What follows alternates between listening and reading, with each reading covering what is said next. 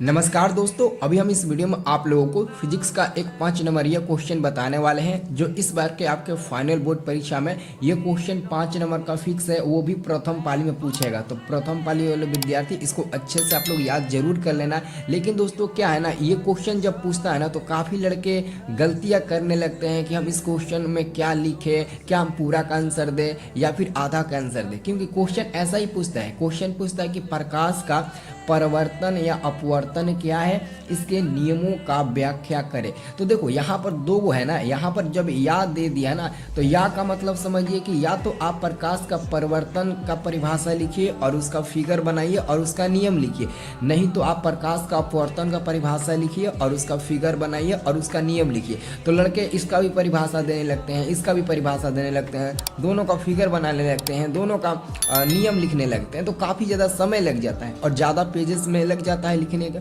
ठीक है ना। तो आपको ऐसा बिल्कुल नहीं करना है। अगर आप प्रकाश का परिवर्तन बना रहे हैं ना तो इसी के बारे में पूरा वर्णन करिए, इसी का नियम लिखिए, इसी का फिगर बनाइए, इसी का परिभाषा लिखिए, सब कुछ इसी करना है। तो मैं आपको दोनों बताऊंगा, इन दोनों में से किसी एक को लिखना। अब देखना कौन मतलब कि सबसे ईजी है, ये ईजी है या फिर ये ईजी है। दोनों में से जो ईजी होगा उसको आराम से आप बनाना है। तो देखो यहाँ पर मैंने लिखा पहले प्रकाश का परिवर्तन। देखो प्रकाश का जो परिवर्तन है वो बहुत ईजी है। सपोज डेट इसका जो परिभाषा होता है ना वो काफ़ी इजी होता है, आप आसानी से याद कर लेंगे। प्रकाश का परिवर्तन का परिभाषा होता है कि प्रकाश के किरणों का पहले माध्यम में लौटने की क्रिया को ही हम लोग क्या कहते हैं, तो प्रकाश का परिवर्तन कहते हैं। प्रकाश के किरणों का पहले माध्यम में लौटने की क्रिया को ही हम लोग क्या कहते हैं, तो प्रकाश का परिवर्तन कहते हैं। और यहाँ पर दोस्तों प्रकाश के परिवर्तन का फिगर है, जैसे कि यहाँ पर एमएन मैंने एक सतह ले लिया, यानी कि एक प्लेन मिरर ले लिया, एक हमारा समतल दर्पण हो गया, एक हमारा सतह हो गया, ठीक है ना। तो ये हमारा सतह हो गया। अब दोस्तों क्या है ना, यहाँ से हमने एक लंब ले लिया, PQ का मैंने लंब मान लिया, एक मैंने लंब खींच लिया। लंब दोस्तों कोई भी मतलब किरण नहीं होती है ये, बल्कि आपतित किरण परिवर्तित किरण के दो भागों में बांटने के लिए बीच में हम लोग लंब लेते हैं, ठीक है ना। तो ये मैंने लंब ले लिया।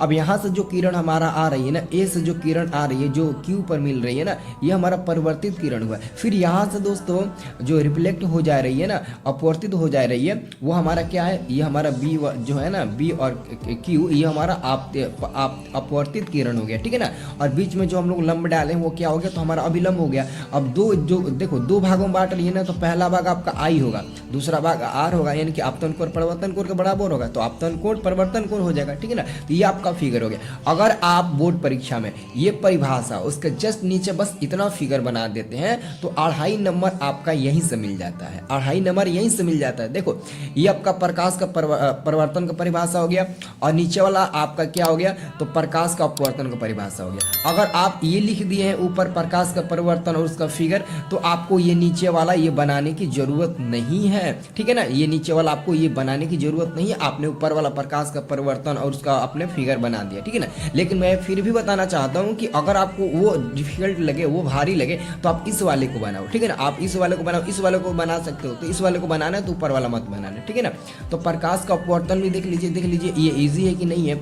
देखो प्रकाश का अपवर्तन देखिए, प्रकाश का अपवर्तन का परिभाषा क्या होता है, जब प्रकाश की किरण एक माध्यम से दूसरे माध्यम में प्रवेश करती है तो उनके दिशा में परिवर्तन होता है और इसी परिवर्तन को प्रकाश का अपवर्तन कहते हैं। ये भी इजी है बट थोड़ा सा आपको ज़्यादा लिखना पड़ेगा। जब प्रकाश की किरण एक माध्यम से दूसरे माध्यम में प्रवेश करती है तो उनके दिशा में परिवर्तन होता है और इसी परिवर्तन को क्या कहते हैं, तो हम प्रकाश का अपवर्तन कहते हैं, ठीक है ना। अब इसका फिगर देख लीजिए, इसका फिगर देख लीजिए, यहाँ पर देख लीजिए, मैंने यहाँ पर x और y लिया, ठीक है ना, x और y अक्ष ले लिया। अब यहाँ से मैंने क्या किया, mn लिया। अब देखो ये आपका फर्स्ट मीडियम है और ये आपका सेकंड मीडियम है, इसको आप विरल माध्यम कह सकते हो। इसको लिख देना विरल माध्यम, क्या लिख देना, विरल माध्यम लिख देना। ये आपका विरल माध्यम हो जाएगा और इसका सघन माध्यम हो जाएगा, ठीक है ना, सघन, ये आपका सघन माध्यम हो गया, मैंने लिखना भूल गया था, ठीक है ना।